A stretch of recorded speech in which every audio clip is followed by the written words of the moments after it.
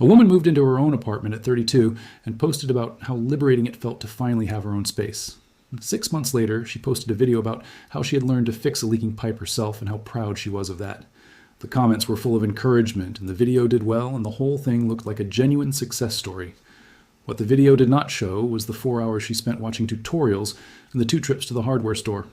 It also did not show that the pipe started leaking again a week later, and she eventually called a plumber anyway.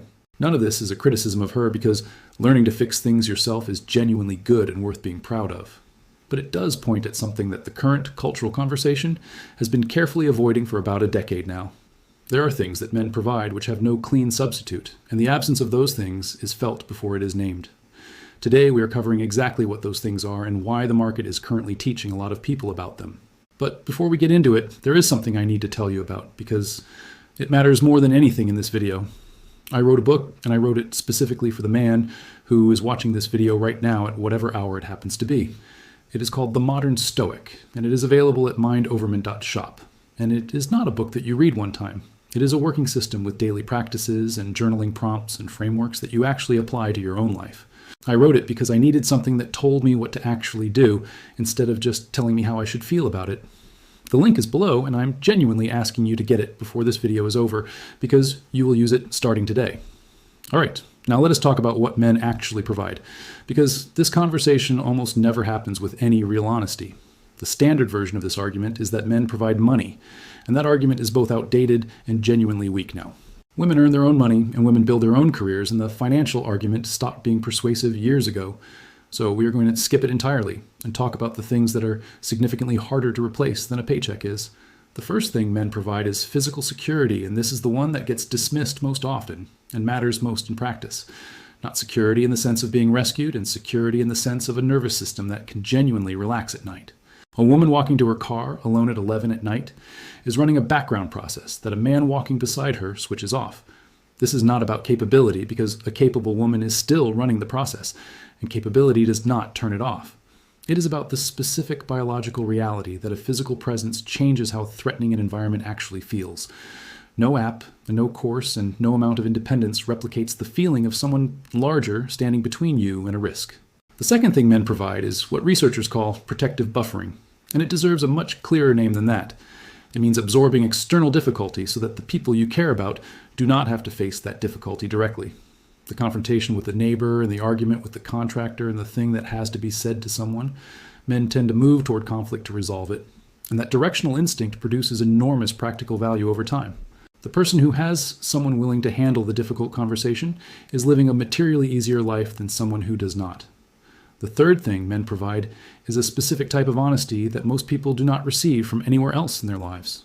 Female friendship is genuinely valuable, and it also tends toward validation, because validation is what friendship provides. A man who genuinely cares about a woman will tell her the business plan has a problem, or the decision is a bad one.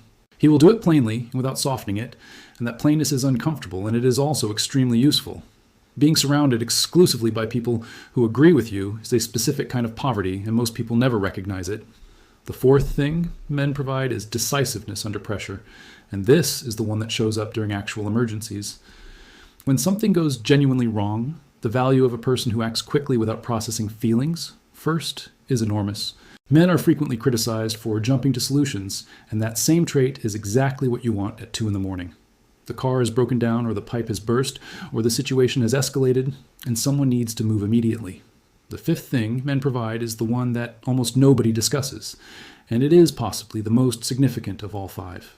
Men provide a woman with the experience of being genuinely chosen, and that experience has no substitute anywhere at all. Career success does not produce it, and female friendship does not produce it, and financial independence does not produce it. Being specifically selected and pursued and protected by a man produces a distinct feeling that women describe consistently. It is not a weakness to want that, and it is not regressive to want it. And it is a genuine human want that deserves naming. Now let us talk about why the current market is teaching people about all 5 of these things simultaneously right now. For about 15 years, the cultural message was that women needed men significantly less than they had been told before. That message was partially correct, because the financial and legal dependence was real, and correcting it was necessary. But the message expanded past the financial claim into something broader, which was that men were largely optional entirely. And a lot of people believed the broader version. and organized their lives around it and are now testing it in practice. What they are finding is that the financial part was correct and the rest of the claim was significantly more complicated. The independence is real and the loneliness is also real, and both of those things are true at exactly the same time.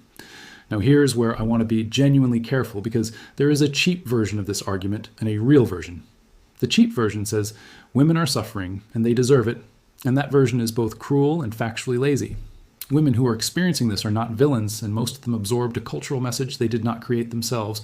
They were told something by the environment they grew up in, and they believed it, and now they are living with the results. That deserves acknowledgement rather than satisfaction, and the men who feel satisfaction about it are missing the point. The real version of this argument is significantly more interesting, and it is about what this means for men going forward, because the 5 things we just listed are things that men provide, and things men provide are things men can be valued for. And a market that is currently discovering the value of something is a market where that something becomes more valuable. That is the actual story here, and it is not about anyone learning a lesson, and it is about a correction in perceived value. For 15 years, the cultural narrative underpriced what men bring, and men noticed the underpricing and adjusted accordingly. They withdrew from a market that was not valuing their contribution, and a withdrawal from an undervalued market is rational. Now, the market is discovering what it lost, and discovery of loss is exactly what precedes a correction in valuation. Men who are watching this and who are building themselves right now are building into a market that is about to reprice them. That is genuinely good news, and it is the most actionable thing in this entire video, and it deserves to be said plainly. There is a 6th thing men provide, and it took me a long time to identify it because it does not have a common name.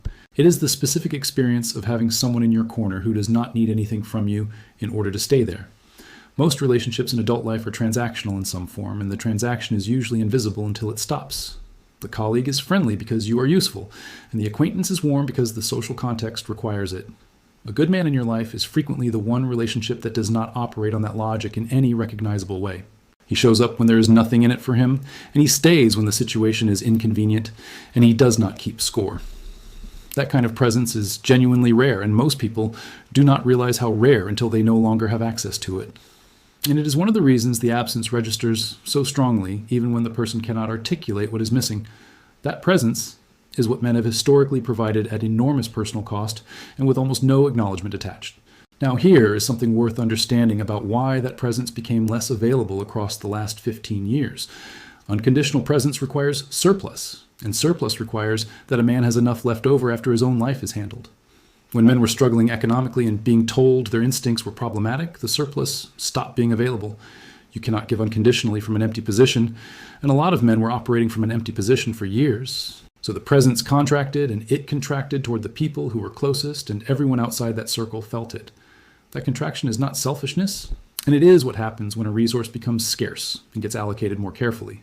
And the way to restore that presence at scale is not to shame men into providing it, and it is to make providing sustainable. Sustainable means recognized, and recognized means the provision gets acknowledged rather than assumed as a baseline expectation.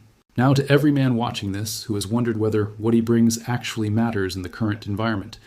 It matters, and the evidence is not in what people say, and the evidence is in what happens when what you bring is absent. The security you provide is invisible while it is working, and becomes extremely visible the moment that it is not there. The difficulties you absorb are unnoticed while you are absorbing them and become obvious when nobody is absorbing them. The honesty you offer is uncomfortable while you are offering it and becomes valuable when everyone else only agrees. You are not obsolete and you are not optional. And the current market is in the process of demonstrating that clearly.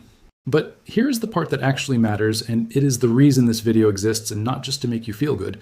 Being valuable is not the same as being valued, and the gap between those two things is where most men lose years. A man can provide all 5 of these things to someone who never acknowledges any of them, and that happens constantly. The provision does not automatically produce recognition, and expecting it to is one of the most common male mistakes.